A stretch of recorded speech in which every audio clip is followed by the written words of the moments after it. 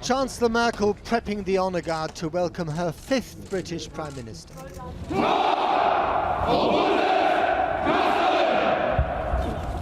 Been there, done that, she might be thinking to herself. But she's never welcomed a Prime Minister quite like Boris Johnson before, and never at a delicate time like this. The man who is preceded here by his cartoon reputation is disgorged moments later from his car. This is his first foreign visit as Prime Minister, in a week that starts in Berlin, moves to Paris and ends up at the G7 and Biarritz, where he'll find himself in a pincer movement between his soulmate Donald Trump and his allies in Europe. But first things first, the stiff theatre of welcome.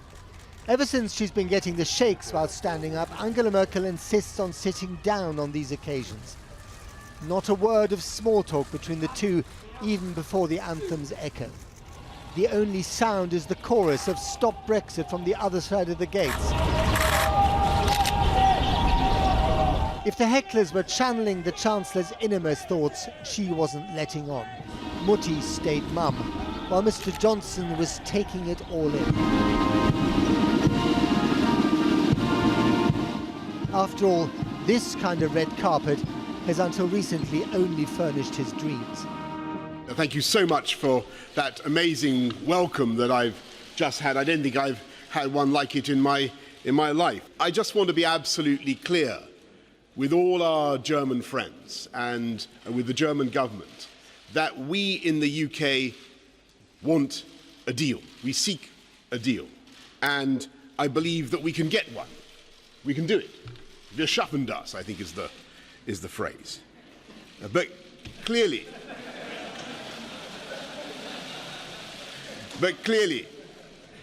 we cannot accept the current withdrawal agreement, arrangements that either divide the UK or lock us into the regulatory and trading arrangements of the EU, the legal order of the EU, without the UK having any say on those matters. So we do need that backstop removed. Momentarily charmed by hearing her own German words quoted back at her, Frau Merkel came back with her own offer to solve the backstop conundrum. Das heißt, der Backstop ist ja eine Rückfallposition immer gewesen. The backstop has always been a fallback position if one is able to solve this conundrum. If one finds this solution, we said we will probably find it in the next 2 years to come, but we can also maybe find it in the next 30 days to come. So then we are one step further in the right direction, and we have to obviously put our all into this. But that presupposes, allow me to say this, that we have absolute clarity on the future relationship of Britain and the European Union. Ich glaube, diese Klarheit hat sich jetzt verstärkt und insofern. And you've said a very blistering timetable there of 30 days, if I understood you correctly. I'm more than happy with that. Okay, danke schön. Wir müssen jetzt. Thank you very much. We need to go to work now. Like a headmistress, she ushered him off to the coalface. Young Mr. Johnson knowing full well that any compromise he agrees to has to get past his own taskmasters back at home, to which others might say, been there, done that, failed.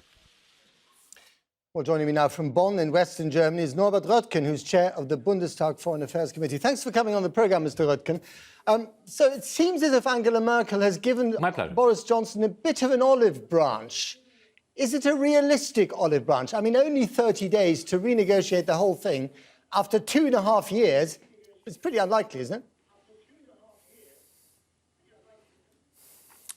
Yes, if it is perceived as an olive branch, I would only add it has remained one difference between the position of the Chancellor and the Prime Minister, and this difference is only the word if. The Chancellor has said and has reiterated, as she has done years and months before, if we find a solution, then we do not need the backstop. And the Prime Minister always says there are no ifs and no buts, we will leave. Right. This is and has remained the difference. But given that, and given the relatively emollient tone between the two of them today, do you think that such a solution is realistic, given the timetable? I can only state the reality. that so far, and since years now, nobody has found a solution so far.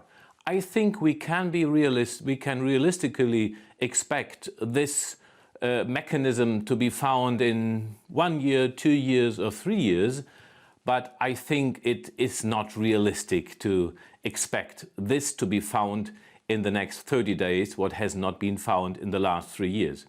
So was Angela Merkel, your chancellor, wrong to basically put out 30 days as a timetable? Did she make it impossible? No, she was not wrong for 2 reasons.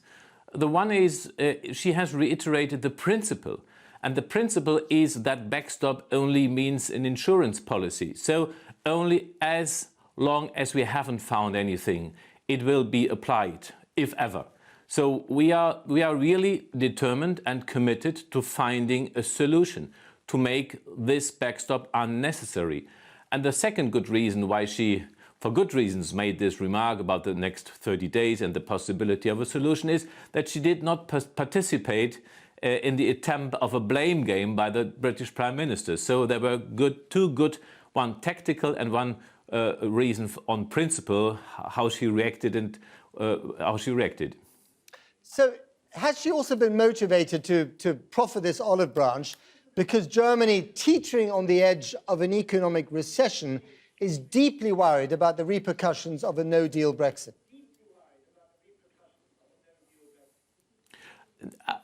Irrespective of current worldwide economic problems, I think that the vast majority of Germans have always perceived Brexit as a catastrophe.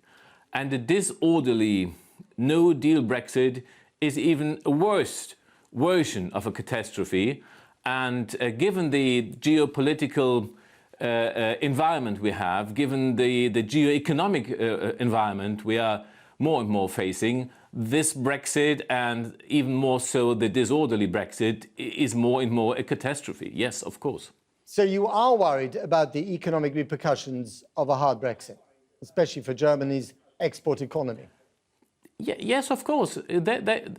We are, of course, worried. We are worried about Brexit. We are worried about a disorderly Brexit. But we are absolutely clear. We think it is not in our hands to avoid that. Unfortunately, I have to say, we see a certain determination of this government to push through this option of a no-deal Brexit. We have yet to see how Parliament will have its say on this matter. But we have to consider this and perceive this as a British affair, a British issue, and it's not in our hands to avoid this scenario. So in 10 seconds, are you prepared to compromise at this 11th hour? No, I think our space for compromise has been exhausted and there is no space left. We consider this to be a compromise, what we have achieved with the British government.